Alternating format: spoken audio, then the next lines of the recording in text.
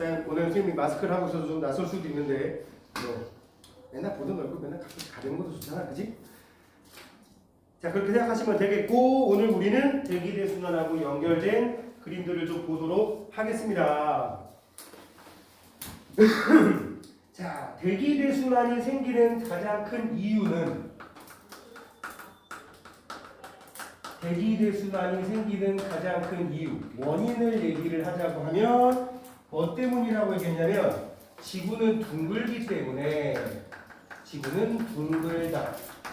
그러다 보니까 1억 5천만 킬로미터 떨어진 태양에서 오는 에너지를 받는 면적이 이 태양 에너지를 거의 수직으로 받는 동네도 있고 태양 에너지를 거의 수직으로 받는 동네도 있고 또 어떤 동네는 태양 에너지를 굉장히 비스듬히 받는 지역도 있단 말이야. 그치? 여기다가 그림을 살짝 그리면 지구가 이렇게 표면이 휘어져 있는데 햇빛이 거의 수직에 가깝게 들어오는 동네도 있는 반면에 햇빛이 지면에 굉장히 비스듬히 들어오는 동네도 있단 말이야. 그죠?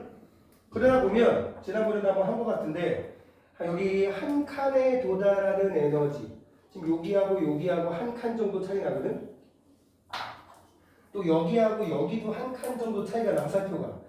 여기는 한 칸에 도달하는 에너지가 이만큼의 면적에 분산된다면 여기는 이만큼의 면적에 분산된단 말이야. 그치? 그러다 보니까는 여기는 에너지가 지구 전체에 들어오는 각 지역의 평균값에 비해서 여기는 평균 이하인 상황이 발생해요. 여기는 평균 이상이 발생해. 우리 이 밑에 동네를 뭐라 그런다? 저위도 지방이라고 얘기를 하고 무슨 지방? 저위도. 여기를 고위도 지방, 뭐는 극지방 주변이라고 얘기를 한단 말이지. 이쪽에 남아도는 에너지를 이쪽에는 에너지 과잉인 지역, 여기를 에너지가 부족한 지역이라고 하는데 이 상태가 계속 유지가 돼버리면 여기는 에너지가 과잉이 나서 생물체가 살기 힘든 상황이 될 것이고 여기는 에너지가 부족해서 살기 힘든 상황. 딱 여기 있는 이 중위도 지역 정도만 생물체들이 살기 좋은 상황이 될 거란 말이지. 그러면 그 생물의 서식지가 너무 한정돼 버리잖아. 그죠?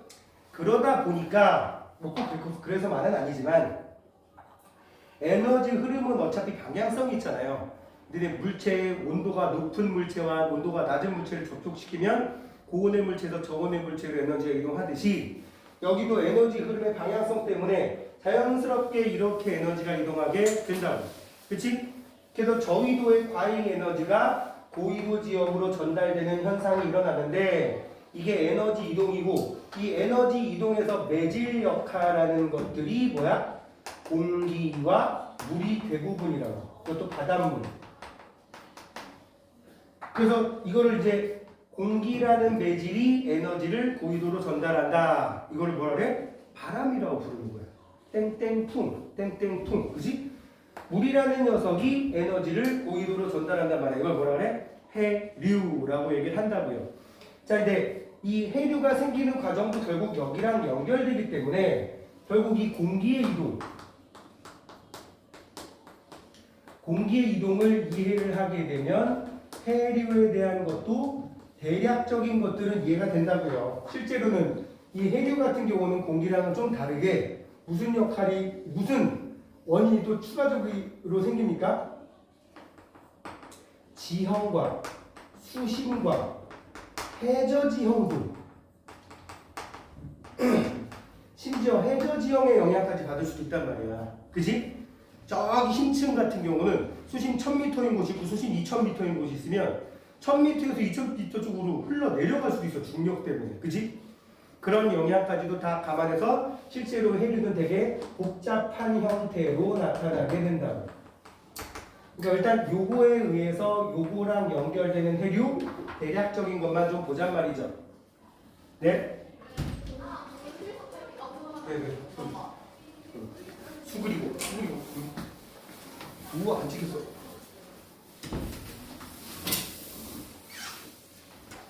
여기까지 수그릴 필요 없었는데. 자, 지금 책을 보시면은요, 256페이지입니다. 256페이지를 보시면 뭐냐면요.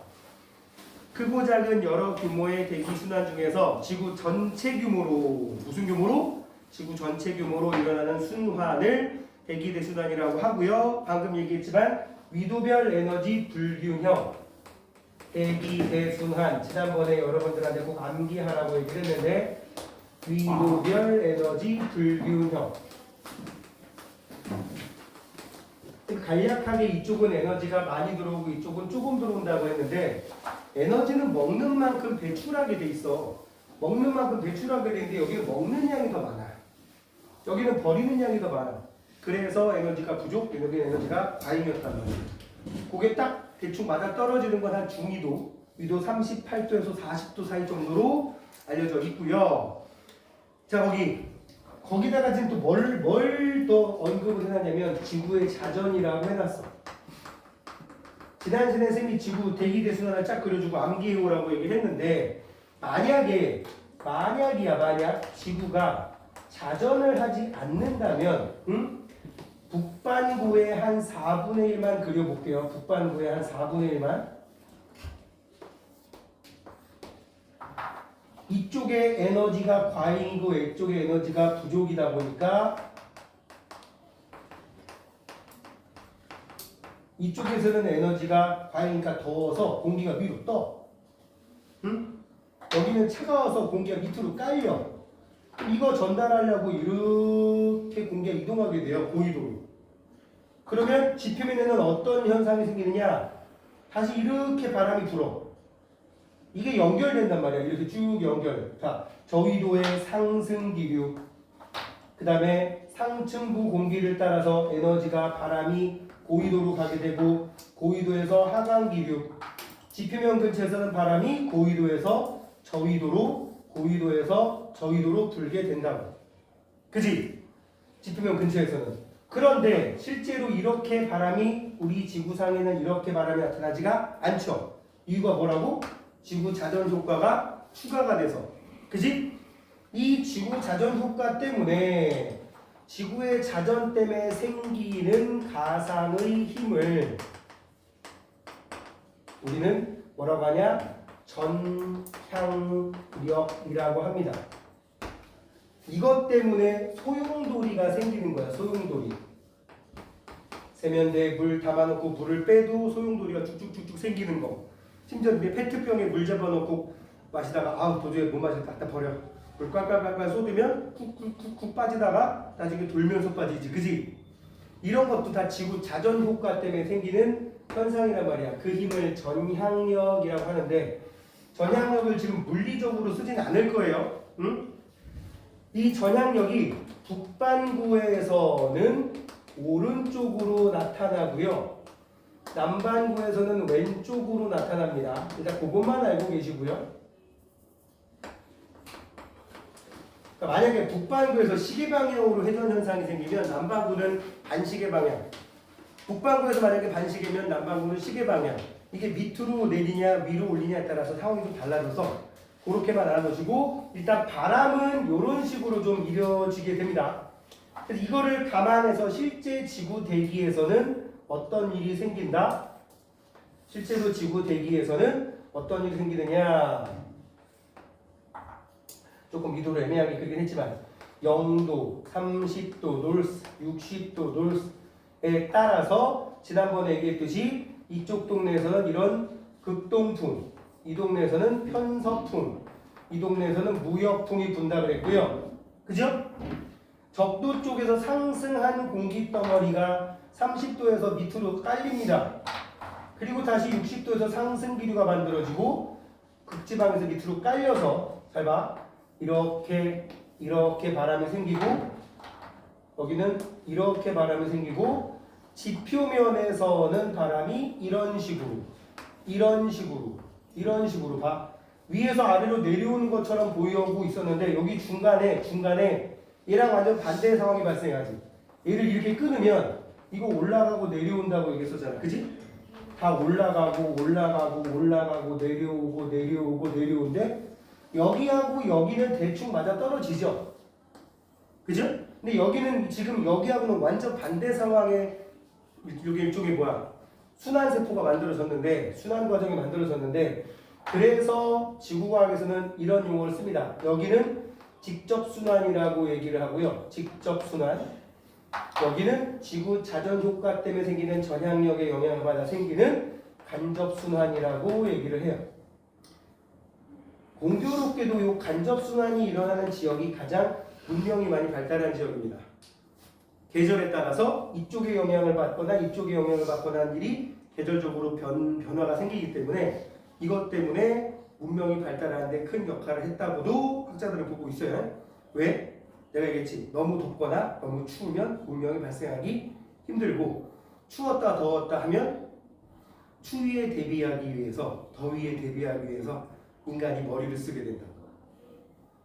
뭐 너무 특정 인종을 비하하는 건 아닌데 맨날 더운 열대 우림 지역에 살고 있는 알지 그냥 주요 부위만 가리고 다니는 아프리카의 그 막 무슨 소수민족이나 그런 아직도 원시 부족 같은 경우는 지금도 거의 신석기 시대 문화랑 별 차이가 없는 생활 양식 갖고 있는 사람들 있잖아, 그지? 저기 막 떡딱 꽂고 다니고 막 콧 들어가지고 막 창 들고 다니고 막 이런 사람들 있잖아. 있어.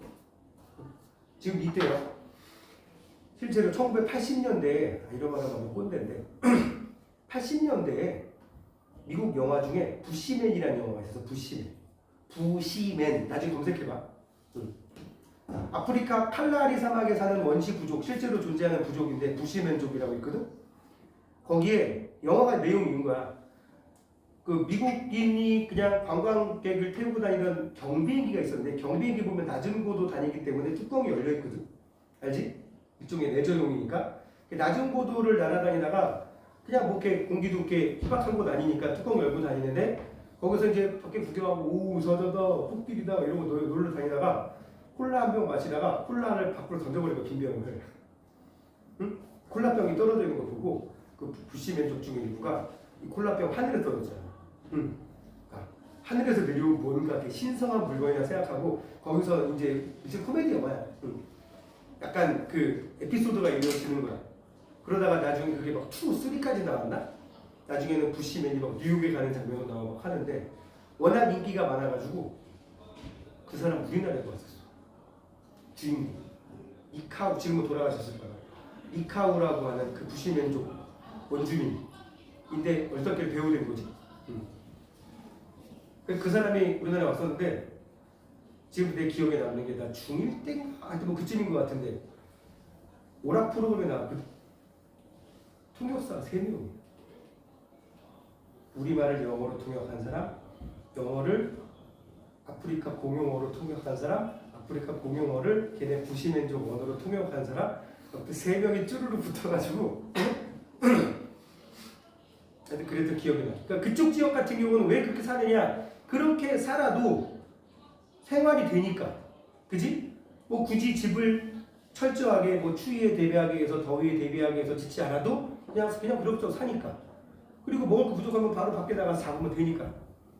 그런 지역이 아닌 지역이 이런 중간에 있는 지역이고 이런 데가 주로 문명이 잘 발달한 지역이 된다고. 자, 부시맨 얘기는 여담으로 한 얘기였고요. 여러분들이 고등학교 들어가서는 이제 점점 뭐가 중요해지냐면 이런 과목을 넘나드는 내용들을 굉장히 중요시 여기게 된단 말이에요. 교육과정에서. 응? 사실은 그거에 가장 결정적인 게 지금 중2 애들부터거든. 그러니까 여러분들은 어떻게 보면 1년 조금 빠른 편이긴 한데 그 영향을 안 받을 수는 없어. 알았죠? 그러니까 항상 과학 공부를 해도 거기에 연결되는 사회 현상이 있으면 같이 생각을 하고 심지어 사회 현상을 얘기할 때도 과학 기술이 영향을 받을 수밖에 없다 이렇게 생각을 하고 있으라고. 그거를 예전에 한 10몇 년 전에 엄청 유행했는데 지금 다시 또 돌고 도는 거야. 그걸 STS라고 그랬어요. 응? 이게 뭔지 알아? Science, Technology, Society. 과학, 기술과 사회가 결국 하나로 뭉쳐져 있다. 연결되어 있다. 이거 엄청 유행했었어. 근데 지금 다시 각광받고 있단 말이야. 뭐라고 저게? Science, Technology, Society. 자, 그런 게 있어서 얘기해드린 거예요. 처음 들어? 들어봤어? 들어본 사람? 응? 오늘 들어봤으면 된 거예요. 자, 책을 다시 보시면은요, 발생 과정 얘기 나왔고요. 적도의 따뜻한 공기는 상승하여 고緯도로 이동하고 극지방의 찬 공기는 하강하여 저緯도로 이동하여 순환하며 지구 자전의 영향을 받아 세 개의 순환 세포를 형성한다. 그래서 여기 선생님이 그냥 명칭은 안 썼는데 명칭 사실은 중요한 게 아니거든. 여기를 헤들리 순환이라고 부르고 요 가운데를 페렐 순환이라고 부르고 요 뒤쪽을 극순환이라고 부릅니다. 수그리고 그래도 지켜. 무슨 지난주에 대자뷰 했잖아.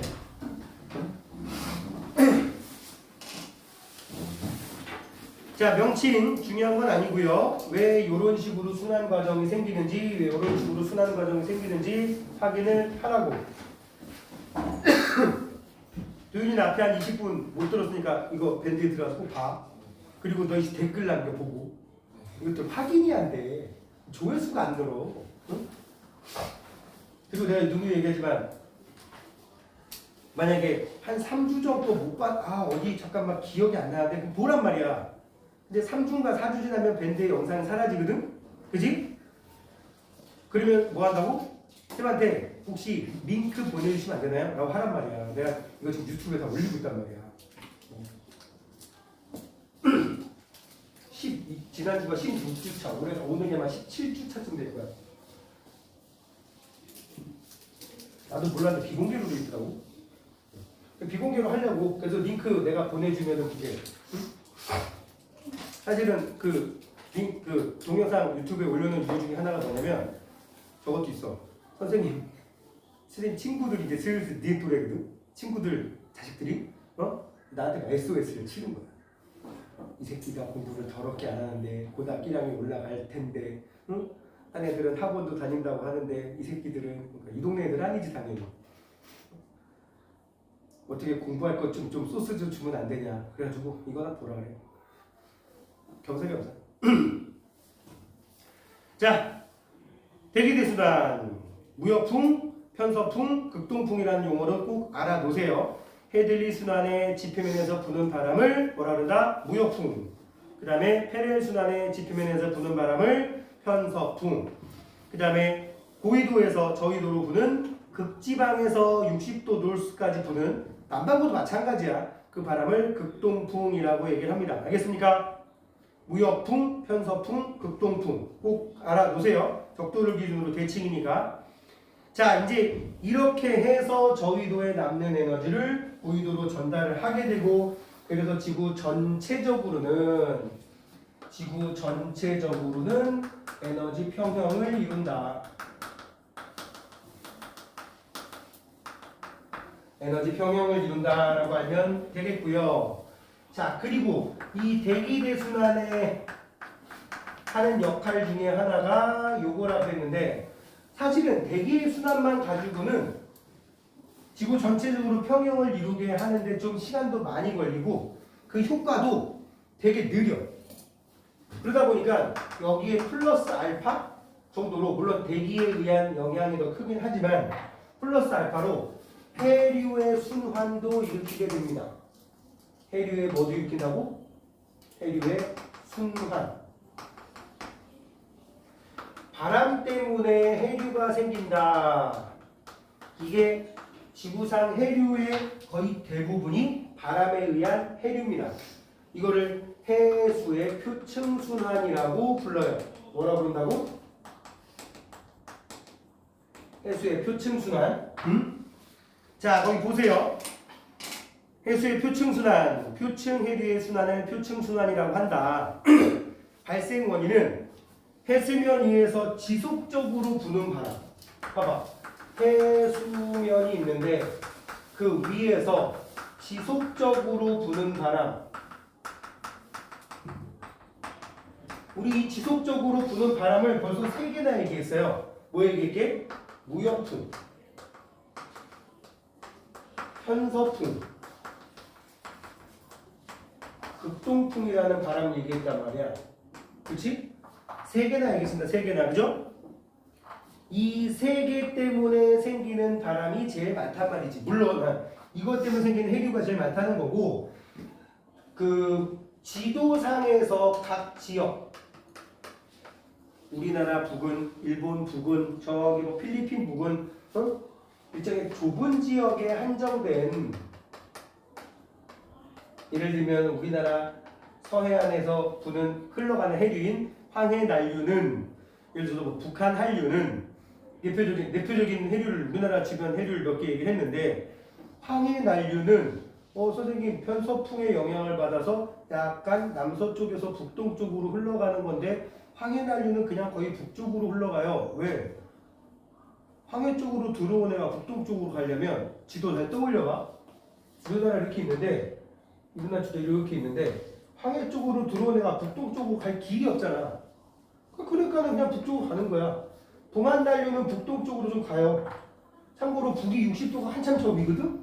근데 북한 쪽에서 북한난류는 오히려 내려와요. 니들이 뭐야 이거? 이런 거 따지는 거 아니라고 지금. 응? 대기 대순환 얘기할 때는 이렇게 지도상에서 특정 지역을 찍어가지고 그 좁은 지역에 한정된 요 지역에는 적용되지 않는다고요. 알겠습니까? 크게 보는 거야, 크게.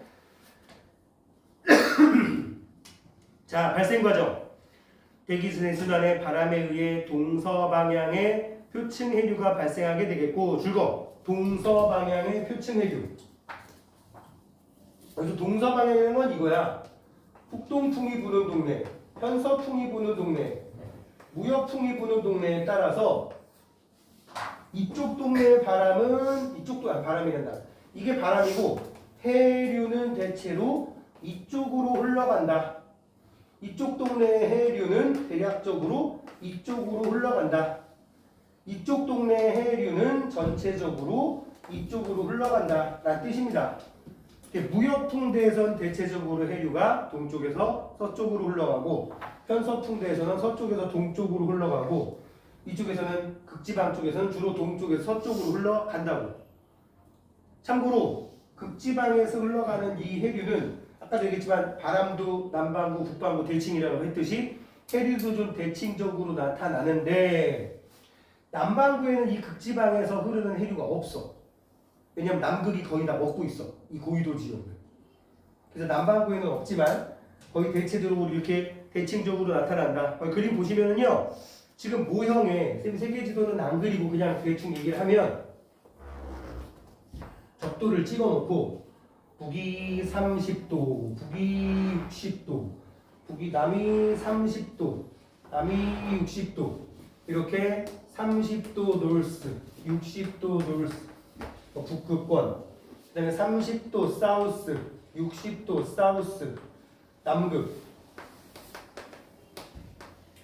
이렇게 얘기해 놓으면 전체적으로 해류가 어떻게 흘러간다고? 일단 바람부터 그려놓으면, 바람이 이렇게 무역풍이 부는, 편서풍이 부는, 극동풍이 부는 동네고, 여기도 이렇게 무역풍이 부는 동네고, 여기도 이렇게 편서풍이 부는 동네고, 여기도 이렇게 극동풍이 부는 동네예요.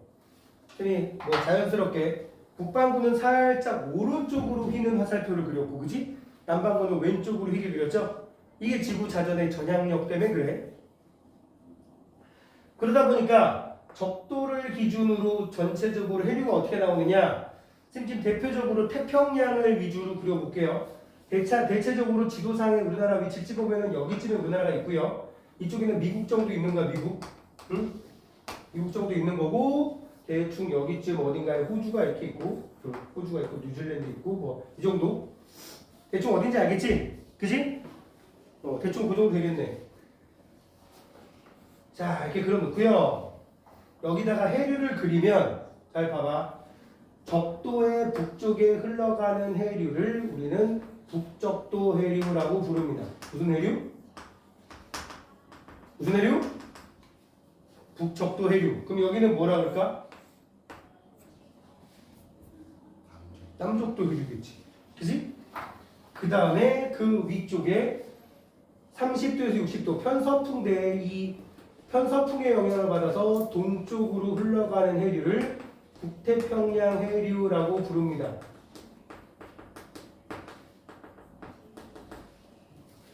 그냥 저 위쪽에 있는 해류는 별 의미가 없어요. 그냥 베링 해류라고 얘기하는데, 이네한테 언급도 안 되고 그때그때마다 단어도 바뀌어. 이게 지금 메인이 되는 해류고 여기다가 하나 더 그리면 남반구는 이쪽에 거의 60도에 가깝게 해류가 이 편서풍의 영향받아 생기는데 얘는 남태평양 해류라는 용어를 안 쓰고 이쪽에 남반구 이쪽에 땅이 없어. 지구 반대쪽에도. 여기는 알지? 유라시아 대륙하고 북아메리카 대륙이라는 큰 대륙이 막고 있어서 태평양에서만 생기는 해류거든? 근데 여기는 이 해류는 태평양에만 생기는 게 아니라 이게 남반구 지나가지고 삥 돌아서 지구를 한 바퀴 삥 돌아요. 그래가지고 얘는 뭐라고 부른다? 남극 순환 해류라고 부릅니다. 무슨 해류? 남극 순환 해류라고 부른다고. 집에 지구본 있는 사람 내가 확인하라 그랬는데 확인해봤니? 안 해봤지. 그지? 있다며. 있어도 확인 안 하지 오늘. 확인해봐 오늘은 가서. 자 그래서 이 해류들만 있는 것 같은데 자 보세요 여기 지금 쌤이 지도를 안 그렸지만 이쪽에 중국이라든지 동남아 지역이 대륙을 해류를 좀 막고 있습니다. 그러다 보니까는 북적도 해류가 나중에 이쪽으로 이렇게 올라가요. 얘를 우리는 들어본 적 있겠지? 쿠로시오 해류라고 부릅니다. 반면에 이쪽도 북태평양 해류가 미국 대륙에 막혀가지고 이쪽으로 흘러 내려옵니다. 여기를 캘리포니아 해류라고 부릅니다. 여기도 호주 쪽에 막혀가지고 이쪽으로 내려오는 해류가 생겨요. 여기를 동오스트레일리아 해류 라고 부르고 이쪽에는 이렇게 위로 올라가는 해류가 생기는데 이걸 페루 해류라고 부릅니다. 쌤이 지금 빨간색, 파란색으로 쓴 이유는 얘네들은 위도를 넘나드는 해류잖아요.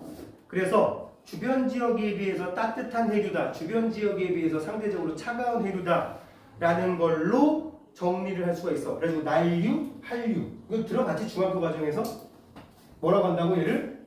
빨간색은 난류, 저위도에서 고위도로 흘러가는 해류. 반면에 파란색은 한류, 고위도에서 저위도로, 고위도에서 저위도로 흘러오는 해류라고 부릅니다.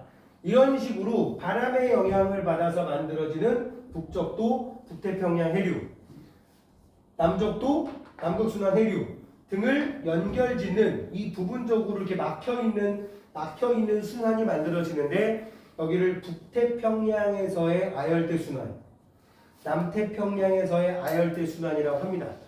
이게 가장 큰 순환이고 이 안에도 막 있어. 봐봐. 북쪽대륙 가다가 전부 다 일로 가겠어? 일부는 내려올 수도 있어요. 내려오다가 이렇게 돌아서 다시 이렇게 갈 수도 있어. 이건 열대 순환이라 그래. 지도 자세히 봐야 보여 이거.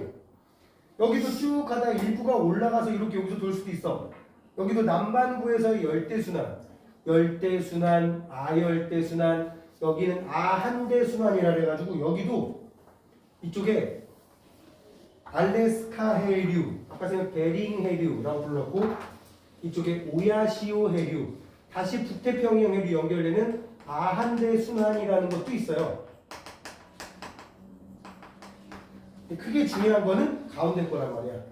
북태평양에서의 아열대 순환, 남반구에서의 아열대 순환. 뭔가 좀 대칭적으로 나타나는 게 보이죠?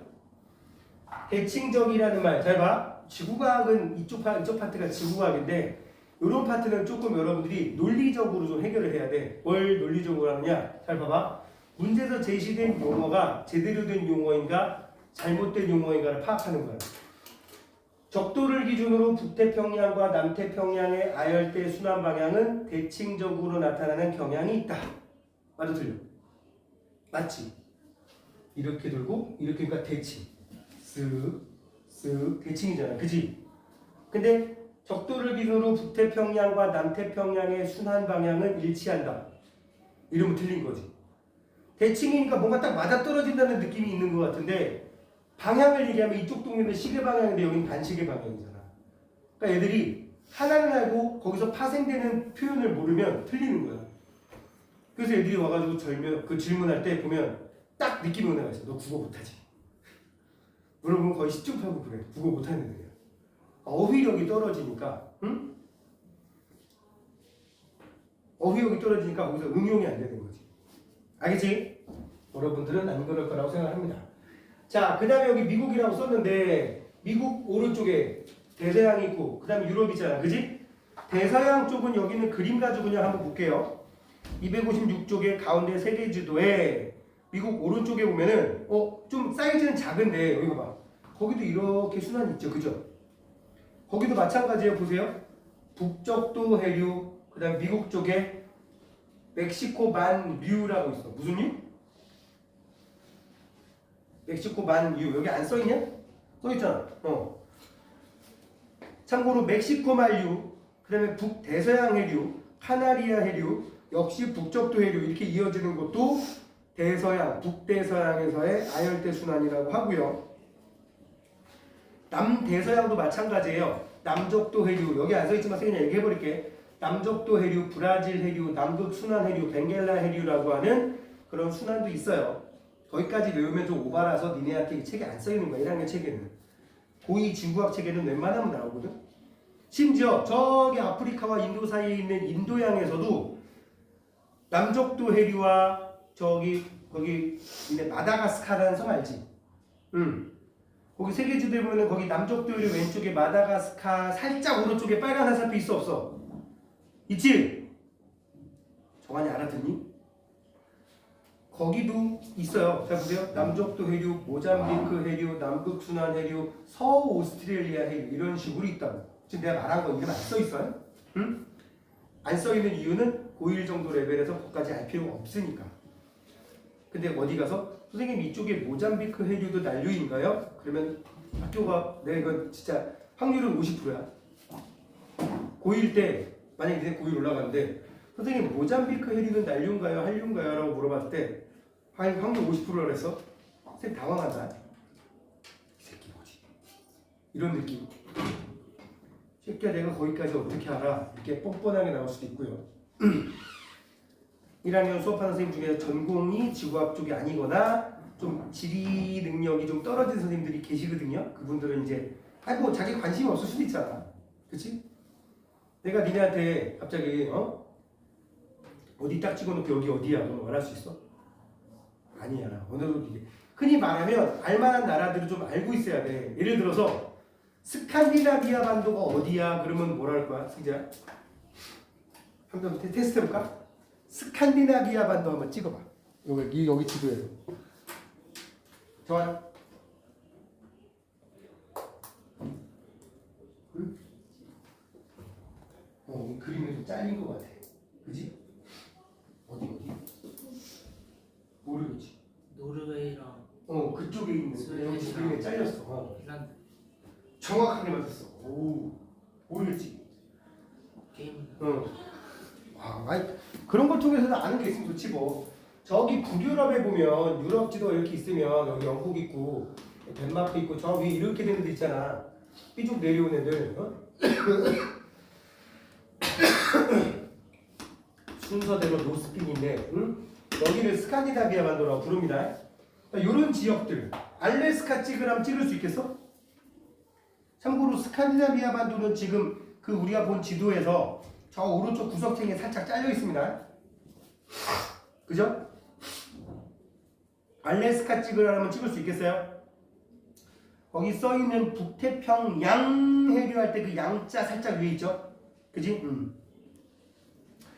그러면 아이고 그 정도 알면 자 이런 해류들도 마찬가지인데 이렇게 바람에 의해 생기는 해류들에다가 그 해류들을 연결하는 난류와 한류하고 연결이 되면서 이렇게 순환이 생기는 이런 해류들의 순환을 만들게 되는데 이것도 바람에 의한 그리고 난류 한류에 의한 영향이고요. 이 녀석들도 저기도에 남는 에너지를 고위도로 운반하는 역할을 한다. 그래서 거기 표 밑에도 에너지 불균형 해소라고 써 있고 위에 대기대 순환 쪽에도 에너지 불균형 해소라고 써 있었습니다. 그죠? 자 이제 그 다음부터는 약간 지구 기후 변화에 우리가 많이 접해봤던 내용들이 이제 슬슬 등장을 해요. 그게 뭐냐? 사막화와 엘니뇨예요. 뭐 엘니뇨가 얘기가 나오면 라니냐도 자동으로 나오겠죠. 엘니뇨와 라니냐 얘기 나오기 전에 사막화부터 나오고 있는데 사막화는 사실은 별로 다룰 내용이 없습니다. 사막 주변의 토지가 황폐해져서 사막이 점차 넓어지는 거라고 되어 있는데 이건 기후변화에 의한 영향일 수도 있지만 거기 나와 있듯이 인위적인 원인도 되게 크다고 합니다. 자연적인 원인으로 대기의 순환의 변화. 그럼 사막화가 되는 이유는 뭐 때문이야? 비는 잘 안 오고 증발은 많이 되면 점점 땅이 메마르고 식물이 자라기 힘들어지겠죠? 그리고 전 세계 얘기했지만 전 세계 사막 중에서 우리가 알고 있는 그 모래 사막은 별로 없다 그랬지. 3분의 1도 채 안 돼. 한 20%밖에 안 되는 걸로 알고 있는데 대부분 한 7, 80%가 거의 그 황토 사막이란 말이야. 그러니까 풀은 없는데 모래도 아니야. 그냥 흙이지 흙. 그런 지역은 주로 어디에 많이 분포한다? 위도 30도 플러스 마이너스 부근에 많이 분포한다고. 거기 오른쪽에 나왔어. 플러스 강의 2번에 보면 위도 30도 부근 거기 노스라고 사우스라고 안 써있지. 그 얘기 뭐냐? 북이 30도 남이 30도 둘 다 해당된다는 얘기야. 하강 기류가 발달해서 고기 앞대가 많이 형성되어 건조한 기후가 나타나고요. 사막이 많이 분포한다. 사하라 사막도 위도 한 20도에서 25도 사이에 끼어 있습니다.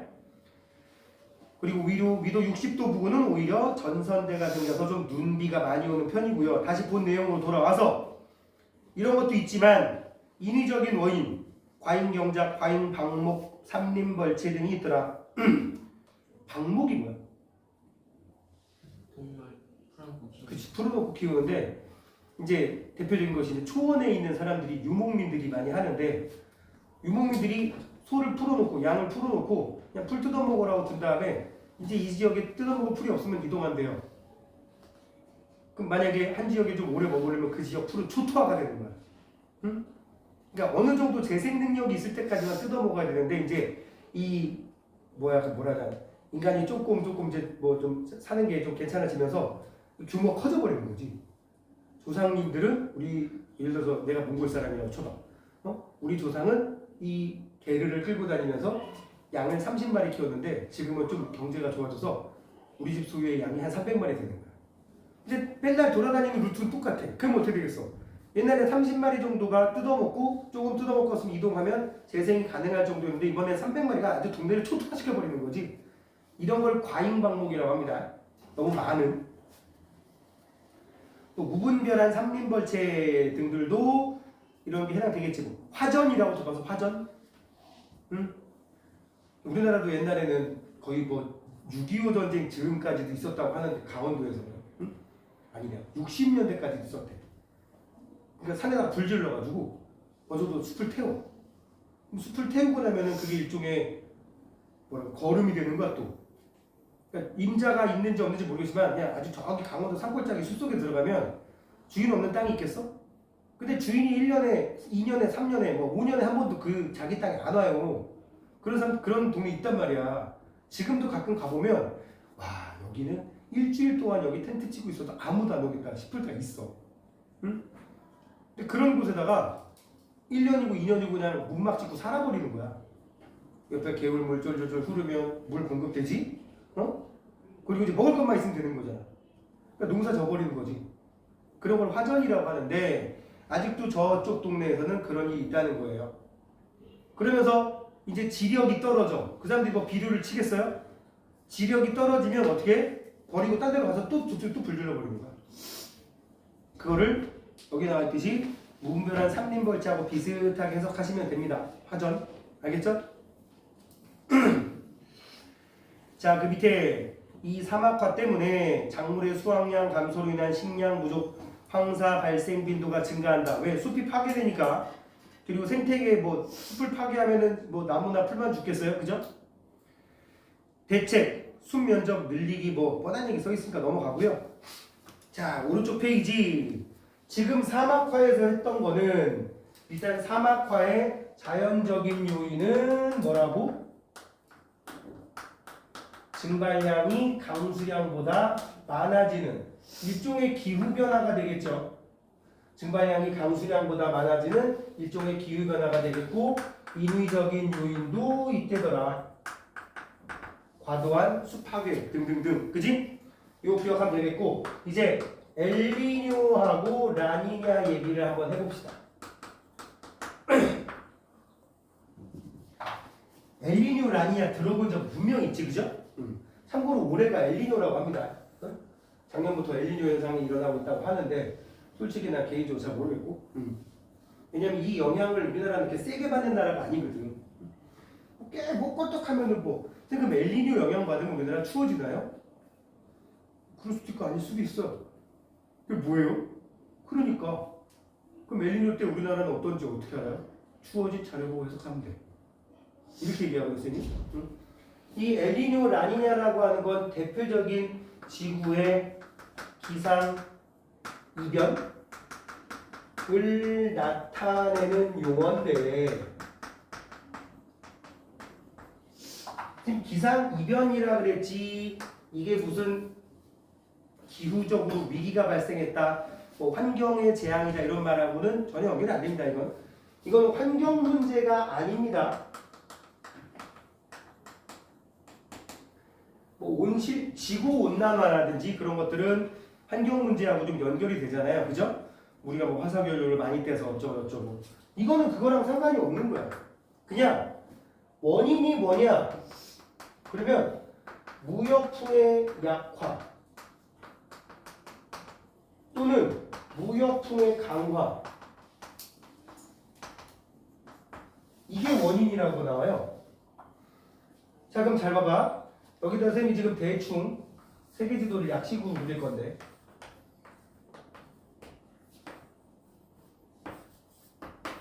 너무 약식으로 그릴까? 너무 바꾸려는데 대충 태평양 위주로 한번 그려봤어요. 응?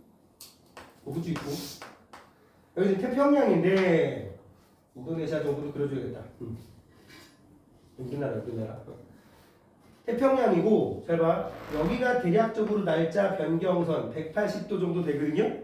경도선이 대략적으로 여기를 기준으로 오른쪽을 동태평양이라고 얘기를 하고 왼쪽을 서태평양이라고 얘기를 합니다. 그리고 아까도 얘기했지만 이 적도 위아래 쪽에 부는 바람은 이렇게 무역풍이라는 바람 분다 그랬지? 그지? 이 무역풍이라는 바람이 생각보다 셉니다. 평소에 부는 바람이 있고 이 평소 수준보다 약해지는 경우가 있고 강해지는 경우가 있어서 이것 때문에 생기는 일종의 적도 부근의 열대 태평양 지역의 적도 부근에 생기는 기후변화 양상을 엘니뇨 라니냐라고 하는데 그게 결국에는 대기 대순환 따라서 엘니뇨가 생기면 여기는 이렇고 저기는 이런데 그 영향이 다른 데도 미치긴 하는 거지. 응? 자 어디 보냐면 257쪽이에요. 적도 부근 동태평양 해역의 표층 수온이 평년보다 높은 상태가 유지되는 지속되는 현상을 엘니뇨, 낮은 상태가 지속되는 현상을 라니냐라고 하는데 일단 줄 거놓으시고요. 두 줄 다. 적도 부근 동태평양 해역이면은 여기쯤이거든. 여기. 동태평양 여기쯤이라고. 남미 페루 연안, 에콰도르, 페루 뭐 이런 쪽 있는 지역이에요. 이쪽의 연안 지역에 여기 빗금친 지역 동태평양 적도 부근이라고 얘기해 볼게요. 이 지역의 해수면 온도가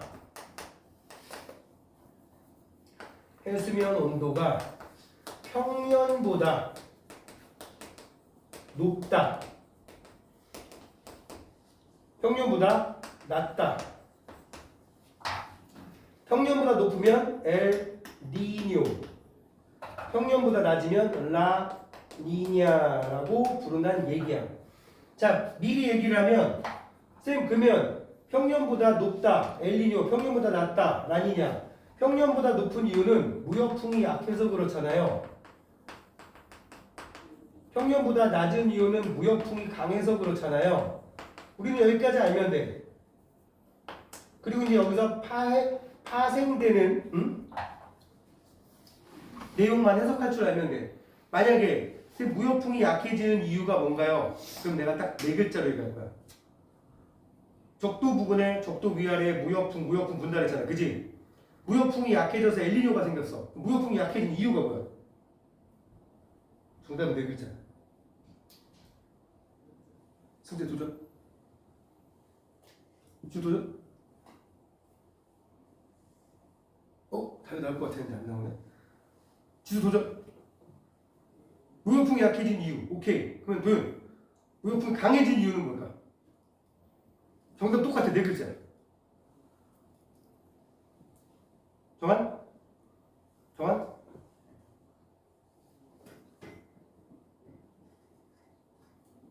정답을 알면 허무할 텐데.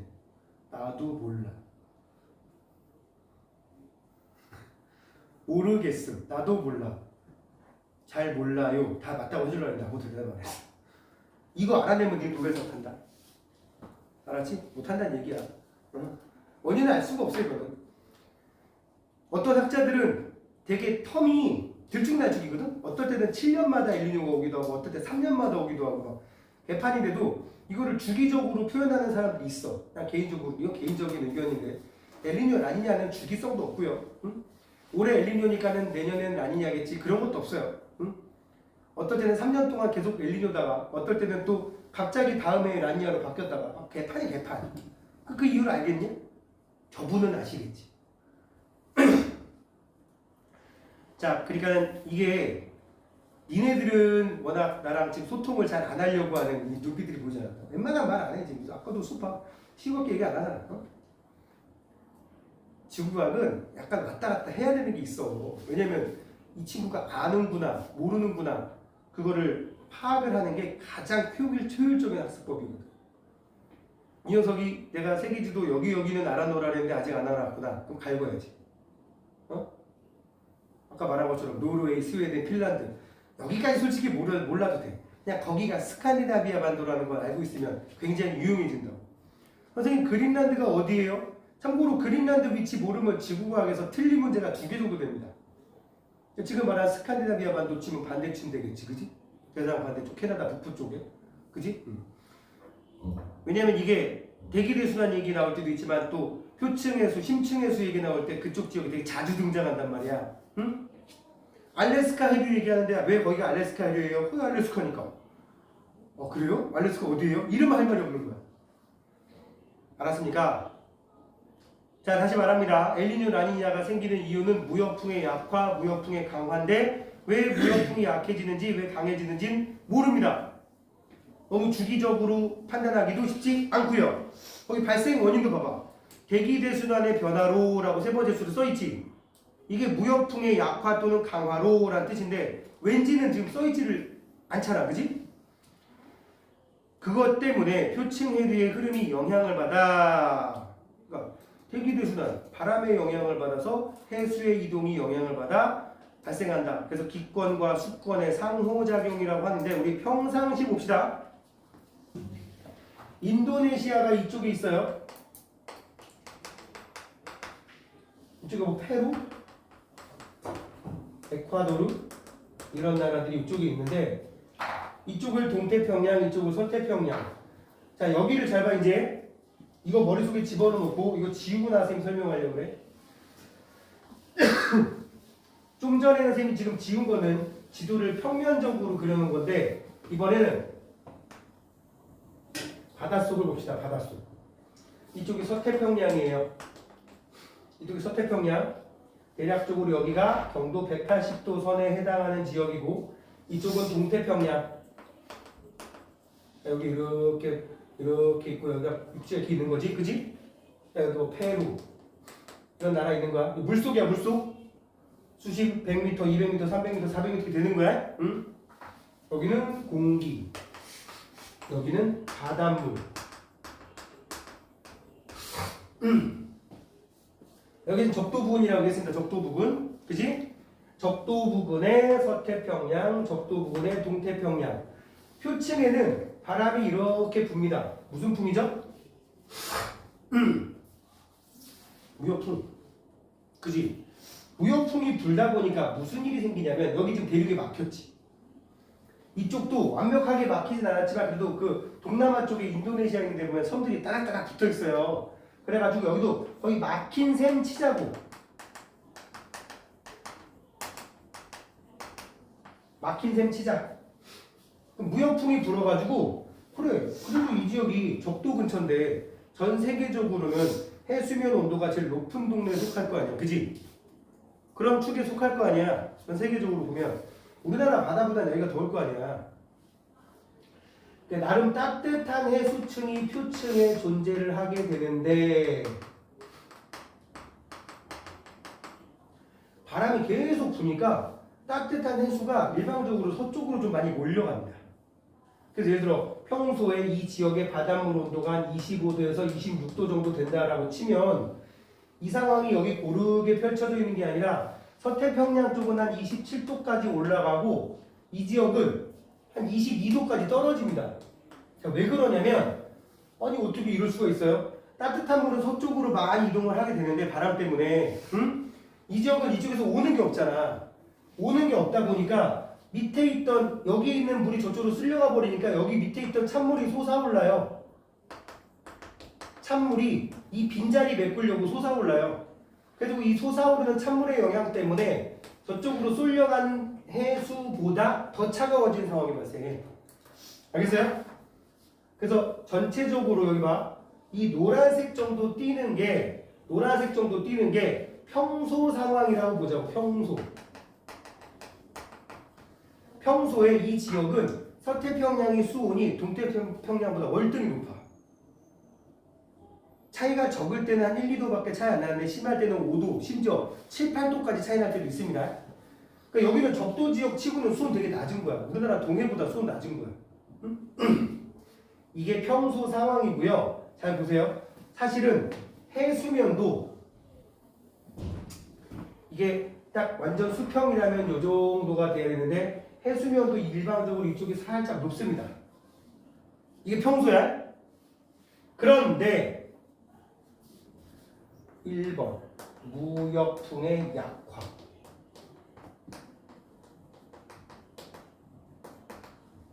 무역풍이 평소보다 약해졌어. 그럼 어떻게 될까요? 따뜻한 물이 서쪽으로 많이 갈까요? 안 갈까요? 안 갑니다. 응? 안 가다 보니까 어떻게 돼? 이쪽에 수온이 그렇게 높을 이유가 없어. 한 26도까지 다시 내려가. 응? 여기는 22도까지 올라가? 내려가? 따뜻한 물이 버티고 있으니까 얘도 찬물도 별로 안 올라와요. 별로 안 올라와요. 그냥 좀 올라오다 말아요. 여기 한 24도까지 차지해버린다고 수온이. 응? 그리고 해수면도 어떻게 돼? 여기는 별로 안 높고 여기는 이제 별로 안 낮아. 이렇게 생겨버린다고. 엘니뇨 시기가 되면. 알겠지? 자, 이제 이게 끝이 아니야. 평소에 이 노란 색깔이었을 때 무슨 일이 생기냐면 기온이 27도니까 이 위에 공기도 데워지겠지. 그치? 더워진 공기, 더운 공기는 상승기류가 생깁니다. 상승기류가 생기면 주로 저기압이 발달한다는 얘기죠.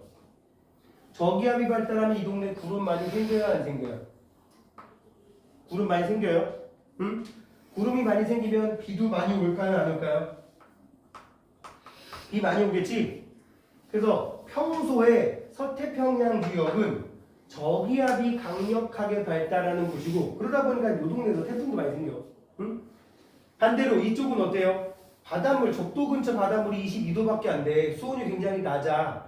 수온이 낮으니까 위에는 공기도 찬 공기가 돼버리는 거야. 찬 공기는 상승을 잘 안 하고 오히려 하강 기류가 우세하게 돼요. 기압이 주로 고기압이 발달하게 된단 말이야. 고기압이 발달하면 구름 잘 생겨 안 생겨? 잘 안 생겨. 그래가지고 이 동네는 강수량이 되게 많아요. 그냥 구체적으로 얘기하면 한 2,500mm 정도 돼. 전 세계 평균의 2배 이상. 우리나라의 2배. 이 동네는 그렇다고 비가 아예 안 오진 않을 거 아니야. 전 세계 평균의 한 3분의 2 수준으로 해서 한 600mm라고 상황을 설정을 해보자. 오케이? 이게 평소의 모습이야. 이쪽에는 원래 이쪽은 날씨가 가물어. 이쪽은 날씨가 흐리고 비가 많이 와. 근데 엘니뇨가 생겨버리면 무슨 일이 생기느냐? 수온이 낮아졌지. 수온이 낮아지면 평소보다 상승 기류가 어떻게 돼요? 약해지죠. 그래 안 그래? 상승 기류가 약해지면 구름도 많이 생겨 안 생겨? 구름 적어집니다. 그럼 강수량 어떻게 됩니까? 줄어듭니다. 이 동네는.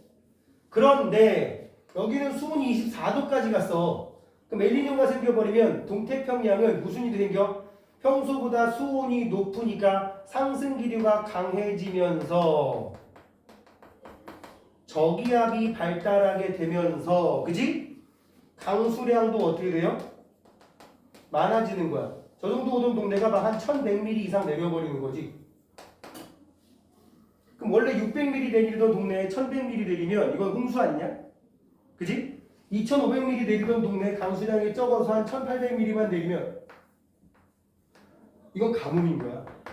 왜냐면 이 동네 사람들은 이미 저기에 맞춰서 농작물도 키우고 생활 패턴도 정해져 있을 건데, 그지? 이 정도 가지고 택도 없는 거지. 내가 숫자를 집어넣은 이유는 아무리 엘니뇨가 생겨도 비는 여기가 더 많이 오기 때문에 그래요. 응? 대기대순환을 완전 거스르는 건 아니잖아. 그지? 자, 이번에는 라니냐가 됐다고 쳐봐. 2번 라니냐. 무역풍의 강화. 무역풍이 평소보다 세. 엄청 세. 그럼 무슨 일이 생기느냐? 이쪽에 바닷물 온도가 수온이 확 올라갑니다. 해수면도 이렇게 바뀌어버립니다. 응? 밑에서 찬물이 쫙쫙 올라옵니다. 쫙쫙. 응? 그러다 보면 무슨 일이 생겨? 여기 수온이 높아. 수온이 높으니까 어떻게 돼요? 상승 기류가 더 세져 안 세져? 세지지, 그지? 구름도 평소보다 많아 적어져? 많아져. 강수량 어떻게 될까? 팍팍 늘어. 막 3000mm 이상 내려버린다고. 응? 반면에 이 동네 어떻게 되느냐? 수온이 심지어 20도 밑으로 떨어집니다. 그럼 이쪽에는 수온이 낮으니까 찬 공기가 아니라 이거는 열나찬 공기지.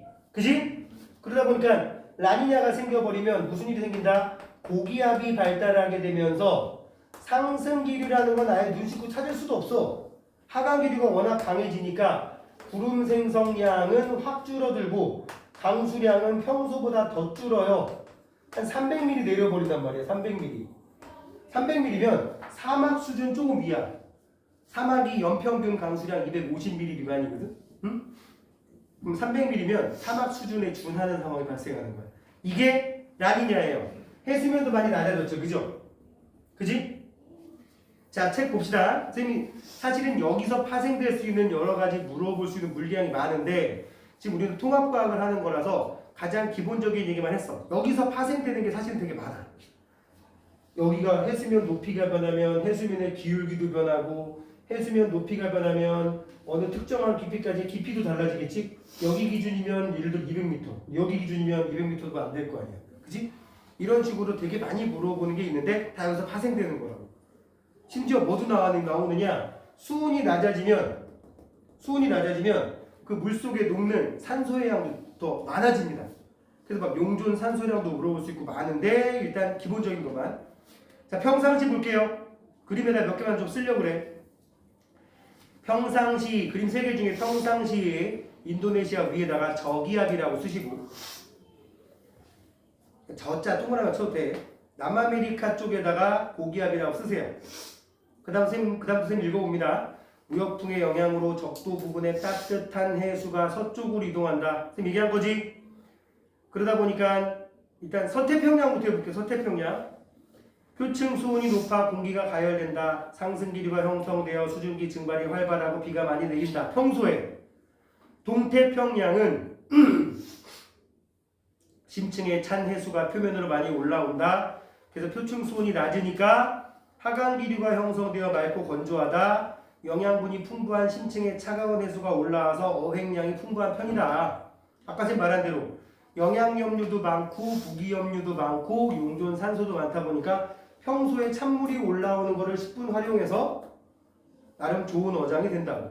그런데 무역풍이 약해져서 엘니뇨가 되면 자, 무역풍이 평상시보다 약화되어. 근데 기압 조건이 바뀌는 거야. 왼쪽은 오히려 뭘로 바뀌었어?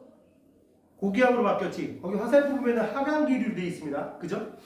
동태평양은 저기압으로 되어 있습니다. 그죠?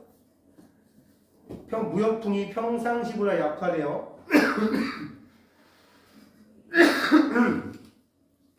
적도 부근에 따뜻한 해수가 동쪽으로 이동한다. 평상시보다 표충수온이 높아지고 상승기류가 형성되어 강수량이 증가한다. 동태평양은 그지? 비가 많이 오게 되면서 홍수, 또 찬 해수가 표면으로 올라오는 것이 약화돼서 아까 말한 영양 염류도 좀 적어지고 용존 산소량도 줄어들다 보니까 물고기가 많지 않아서 어획량이 줄어든다고 합니다. 그리고 서태평양은 평상시보다 수온이 낮아져서 하강기류, 강수량 감소, 건조해진다. 지금 라니냐 때 얘기했어요. 엘니뇨 때 얘기했어요. 그죠? 강수량 줄어든다고. 세 번째 라니냐는 이번엔 또 필기해야 돼. 그림 속에 서태평양에 강수라고 써있죠. 더 강한 저기압이라고 알아서 표시하세요.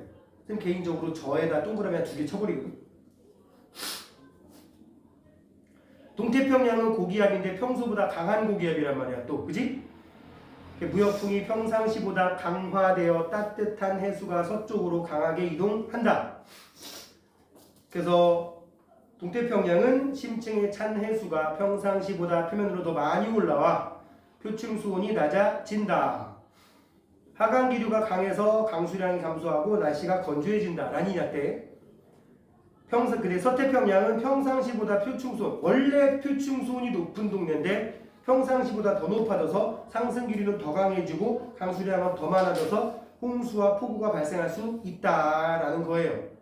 꼭 그렇다는 게 아니고 그럼 라니냐 때 서태평양가 맨날 비 내리냐? 그건 아니지. 평소보다 비 오는 빈도가 늘고 비의 강도가 세지고 그렇다는 얘기예요. 알겠습니까? 참고로 폭우라는 말은 집중호우라는 말로 쓰기도 합니다. 단시간 동안에 많은 양의 비가 내리는 거. 예를 들어서 오늘 서울 지방의 강수량 30mm입니다. 그럼 뭐 그냥 비가 좀 오네 이 정도거든. 근데 그게 하루 종일 나눠서 내리면 그냥 내리는 비인데 그냥 주룩주룩 내리는 비가 하루 종일 오는 건데 1시간 동안 왔다 그러면 그건 폭우야. 집중호우야. 그치? 이게 요새는 비 오는 양상도 중요하단 말이야. 자 5번 개념 속속 한번 보도록 합시다. 위도별로 대기대순환을 이루는 순환세포와 지상에서 부는 바람을 옳게 연결하시오. 위도 60도에서 극지방에 부는 바람을 극순환이라고 합니다. 그지? 그 동네 지표면에서 부는 바람은 극동풍이 되겠고요. 2번 위도 30도에서 60도는 페레순환 편서풍. 외우기도 쉬워. 피읍 그지? 적도에서 위도 30도면 해들리순환 무역풍. 6번 다음은 해수의 표층 순환에 대한 설명이다. 가로 안에 알맞은 말을 고르시오. 북적도 해류는 무역풍에 의해 흐르고 북태평양 해류는 편서풍에 의해 흐릅니다. 그 다음 멕시코 만류는 저위도에서 고위도로 흐릅니다.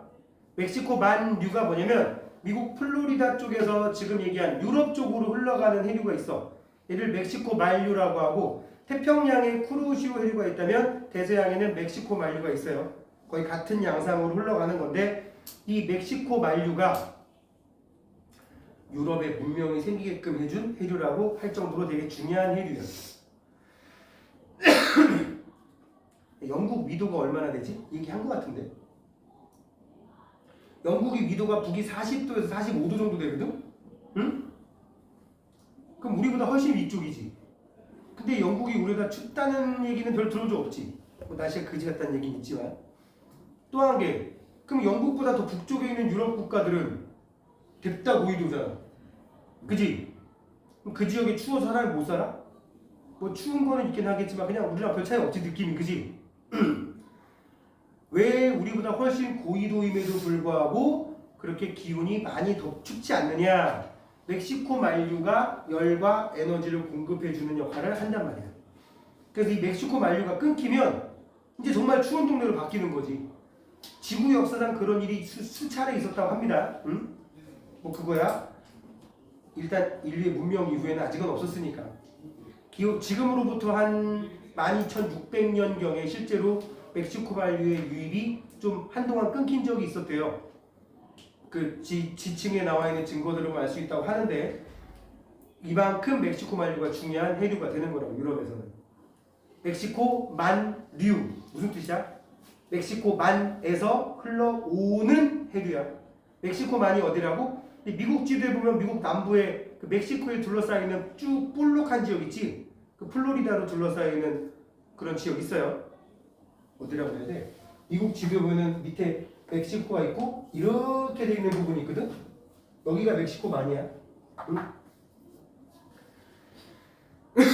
7번 사막화는 사막 주변 토지가 황폐해져서 사막이 점차 좁아지는 게 아니라 넓어지는 인위적인 원인으로 과잉 경작 등이 있다. 8번 엘니뇨와 라니냐에 대한 설명으로 OX 엘니뇨와 라니냐는 기권과 수권의 상호작용으로 발생한다. 네. 엘니뇨와 라니냐의 원인이 되는 대기대순환 바람은 편서풍이 아니라 무역풍이지, 그지? 좀 전에 계속 무역풍의 약화, 무역풍의 강화 얘기했으니까. 3번 엘니뇨가 발생하면 평상시보다 서태평양의 표층 수온이 높아진다. 엘니뇨! 그럼 여기 봐. 서태평양 쪽으로 무역풍이 평소보다 덜 가는 거니까 이쪽에 따뜻한 물이 좀 덜 오겠지? 그럼 서태평양 수온은 좀 낮아지겠죠? 라니냐가 발생하면 동태평양에는 가뭄? 봐봐. 이번에 무역풍의 강화로 따뜻한 물이 서쪽으로 싹 몰려갔어. 그러면 동태평양 표층 해수가 수온이 너무 낮아. 그럼 증발이 잘 안 일어나. 그럼 구름도 잘 안 생겨. 응? 비도 별로 안 오겠지? 따라서 가뭄 발생한다라고 얘기한다고. 이걸 한번 머릿속에 연결 지으면 이쪽은 그냥 먹고 들어가는 부분이야. 근데 의외로 되게 오답률이 높은 분야예요, 여기가. 아까도 말했듯이 선생님 지금 설명하지 않은 물리량들을 막 집어넣어. 니네 예를 들면 이런 거 해볼까? 중학교 때 해수의 층상 구조 배웠지? 정한이는 안 배웠지? 배웠냐? 혼합층, 수온약층 이거 배웠냐? 혼합층, 수온약층, 심해층, 해수의 층상 구조 알지? 여기 봐봐. 시우 정찰이고. 만약에 라니냐가 발생해가지고 따뜻한 해수층이 서쪽으로 많이 몰려갔어. 그럼 여기 이만큼 낮아지지. 그지? 잘 봐. 평소에 해수면이 여기 혼합층 두께가 이만큼이었어. 근데 이게 낮아지면 혼합층 두께 어떻게 돼? 얇아지는 거지. 엘니뇨 때, 라니냐 때. 동태평양에서. 라니냐 때. 라니냐가 발생해서 우역풍이 강해지면 동태평양에서 혼합층 두께가 얇아진다. 이렇게 막 연결 짓는 거야. 알겠어요? 또 찬물의 용승. 밑에서 찬물이 솟아오는 걸 용승이라고 하는데 라니냐가 발생하면 찬물의 용승이 평상시보다 세진다? 네. 여기 있는 애가 빠져나가니까 빈자리 메꾸려고 올라오는 애가 세지는 거지. 이런 식으로 물어본단 말이야. 알겠습니까? 똑같은 말인데 아까 혼합층 얇아진다 그랬지. 그지? 라니냐 때 동태평양의 혼합층 얇아진다 그랬지. 그지? 이제 여기서 말을 비비 꾸면 이런 짓도 한다. 뭔지 알아? 라니냐가 발생하면 승재 이 말 맞는지 틀린지 대답해봐. 라니냐가 발생하면 잘 듣고 있지? 동태평양에서 수온약층의 시작 깊이가 얕아진다.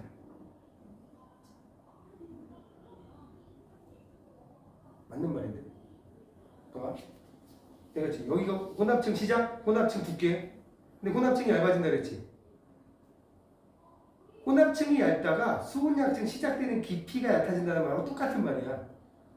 여기서 여기까지가 어떤 층의 두께였는데 내가 가까워지면 다음 층 시작되는 그 경계선이 얕아지는 가까워지는 거잖아.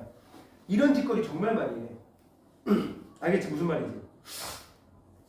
자, 그런 거를 하는 이유는 정말 전문적인 공부는 대학 가서 하는 거잖아. 대부분이. 그지? 근데 여러분들은 그 중고등학교를 겪으면서 논리력을 점점 키우라는 얘기야.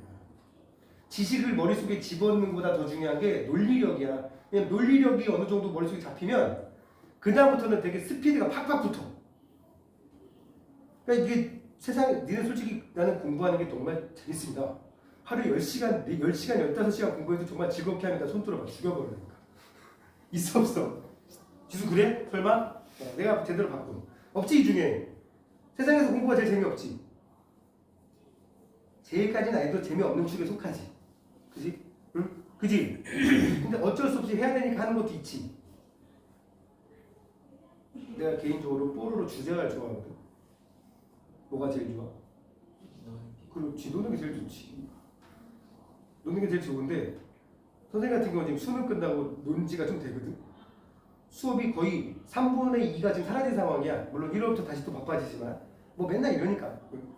지금은 내가 수업 보고 오는 게 여기하고 영재 스쿨밖에 없어. 그 제종반이 싹 사라져버린 상황이야 지금. 윈터스쿨 시작할 때까지는 늘 한 12월 한 말까지는 탱자탱자 놀거든. 일주일에 짧으면 3일, 길면 5일을 놀아. 다음 주는 진짜 거의 일주일 다 놀판이었는데 여기에 시험 보는 애들이 고등학생들이 있어가지고 걔네 때문에 중간에 한 번씩 그냥 오는 거지. 안 그랬으면 일주일 내내 놀 뻔했어. 왜냐면 영재반 애들도 내신 때문에. 영재반 애들이 대부분 2학년이잖아. 영재고 준비반인데 3학년일 수는 없잖아. 그치? 이미 얘네들 이제 끝났잖아. 슬픈 얘기가. 응? 1학년 아니면 2학년 애들이라서 내신을 하더라고. 그래서 내신 기간 추가한다고 하더라고. 그래가지고 다음 주는 노는데 이게 안 놀다 놀면 불안해. 내가 지금 뭘 안 하는 거, 할 걸 안 하고 있는 느낌 있지. 그지? 그래도 노는 게 재밌잖아. 그래 안 그래? 응? 그러면 제일 좋은 게 뭔지 알아? 최소의 시간을 쓰면서 최대 효과를 내는 게 제일 좋잖아. 그지? 그러기 위해서 네가 논리력을 탑재를 하면 굉장히 편해. 투여한 시간 대비 효과가 좋게 나와. 세상에서 제일 무식한 게 선생님 여동생 나한테 디스를 좀 하면 선생님 여동생은 진짜 맨날 그랬어. 선생님보다 2살 어린 여동생이 있는데 뭐 지금 당연히 아줌마지. 시집을 좀 빨리 가서 편이라서 선생님 또래만 돼도 벌써 나이 30 넘어서 결혼하는 게 추세일 때였는데 선생님 여동생은 20대 중반에 결혼했단 말이에요. 그래가지고 지금 벌써 큰애가 군대 가 있는데 나는 큰애가 10살인데 아무튼 군대 가 있고 둘째가 이번에 수능 가거든. 걔는 공부를 양으로 승부해. 시험 기간 되면 어쩔 수 없이 집이 좀 작아가지고 어렸을 때 집이 작아서 선생님 여동생이랑 공부할 때 다 같은 반 썼거든. 응? 그럼 쟤 저기 공부할 거나 여기서 자고 있고 나 아니면 딴짓하고 있어. 나는 딴짓하고 있다. 근데 시험 보면 내가 더 잘 봐. 물론 같은 학교는 아니지만. 그 대한민국 부모님들, 선생님의 부모님들이면 지금 70대 할아버지 할머니들 아니야, 그지? 그분들만 해도 가부장적인 시대에 사시는 분이라서 세상에서 제일 중요한 게 아들이야 딸이야. 아들이잖아. 거기다가 장남이잖아. 그러니까는 뭐 거기다가 딸내미는 거의 하루에 10시간, 15시간 공부하는데 얘는 하루에 5시간도 공부 안 하는 것 같은데 얘가 더 공부를 시험 보면 잘해. 어떻게 되겠어? 지금 이제 와서 선생님 여동생 가끔씩 밥 먹다 보면 그 얘기 한 번씩 해. 실제 그때 되게 서러웠다고. 결론은 뭐냐? 이 논리력이 탑재가 되면. 근데 봐, 이제 결론이야. 이 논리력의 가장 큰 방법이 뭐야? 이 논리력을 탑재하는데 제일 좋은 방법. 독서. 그렇지. 내가 하려는 말이야. 독서량이 많으면 논리력은 저절로 탑재되게 돼 있어. 응? 그러니까 내가 이거 학원생이 할 말은 아니지만 니네가 공부하는 것도 좋지만 짜투리 시간에 책 읽는 것도 게을리하면 안 돼. 지금 하면은 나중에 10시간 해야 될 걸 지금 하면 2시간에 해결할 수 있어.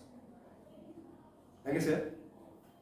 그래서 선생님은 지금도 선생님 요새 지난주 이번주 계속 전철 타고 다니는데 전철 타고 다니는 이유가 뭔지 알아? 운전하면 책을 못 보잖아. 응? 내가 니들한테 중간중간에 가끔씩 뭐 올해 엘니뇨랜다 이런 거 해주는 게 다 책 보고 얘기하는 거야. 응? 평소에 알고 있거나. 근데 또 그러다 보면 그게 또 언론에 나온다? 그럼 오 내가 책에서 본 그대로구만. 뭐 올해 트렌드, 올해 기후에 대한 얘기 이런 것들 막 책 다 사서 볼 필요 없잖아. 도서관 다 있는데. 선생님은 항상 동네 도서관에 가면 일단 신간 코너부터 딱 가. 신간 코너에 가서 볼 게 있으면 거기서 빌려오고 그게 없으면 이제 과학 코너로 간다고. 응? 논리력의 가장 근본은 뭐다? 무슨 얘기겠지? 독서라고요. 아시겠어요? 천하무적되는 가장 쉬운 방법. 자, 8번까지 얘기하고요. 좀 쉴게요. 엘니뇨와 라니냐는 기권과 수권의 상호작용 맞고 엘니뇨와 라니냐의 원인이 되는 대기대순환 바람은 무역풍이라고 했고요. X고요. 엘니뇨가 발생하면 평상시보다 서태평양 표층수온은 낮아지고 라니냐가 발생하면 동태평양에 가뭄 발생한다. 오케이. 자, 잠시 쉬었다가 뒤에 있는 문제는 한 3-4문제만 어디 거 할 거냐면 11번부터 한 17번까지 그래 몇 개만 풀고 뒤에 에너지 전환 나가도록 하겠습니다.